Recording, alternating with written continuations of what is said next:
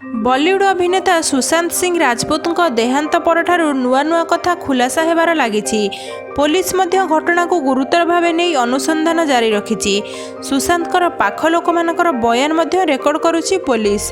सुशांत बंधु रिया चक्रवर्ती बयान रेकर्ड करने सह पुलिस सुशांत मनस्तत्वविद डाक्तर केर्सी चावलांकर बयान मध्य रेकर्ड करिछि। सुशांत डाक्तर पुलिस को एक चांचल्यकर तथ्य देइथिबार जणा पड़िछि।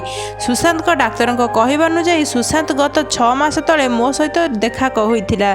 सुशांत डाक्तर को कहते जे मते राति सारा ठीक से निद हेउना, मन को अजब कथा सब आसुची, मते रिया चक्रवर्ती व्यवहार किछि ठीक लागुनी, मु अंकिता लोखंडे को बहुत मिस करुछि। मु एबे अनुताप करुछि जे अंकिता सह ब्रेकअप करी बहुत बड़ भूल करिछि।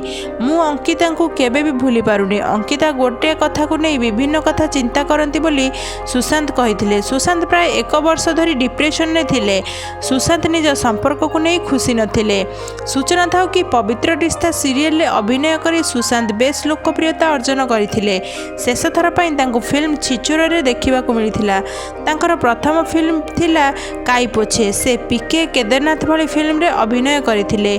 Biopic MS Dhoni the untold story रे सुशांत सिंह अभिनय बेस चमत्कार थिला। फिल्म टी मध्य बॉक्स ऑफिस रे हिट करथिला। क्रिकेटर एमएस धोनी को ऊपर फिल्म टी तैयारी होइथिला। भिडियोटी आपण मानकु किपरि लागिला आपणकर मतामत हमकु कमेंट सेक्शन लिखि निश्चित जणाइबे।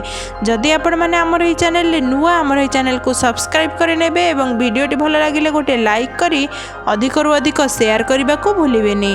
धन्यवाद।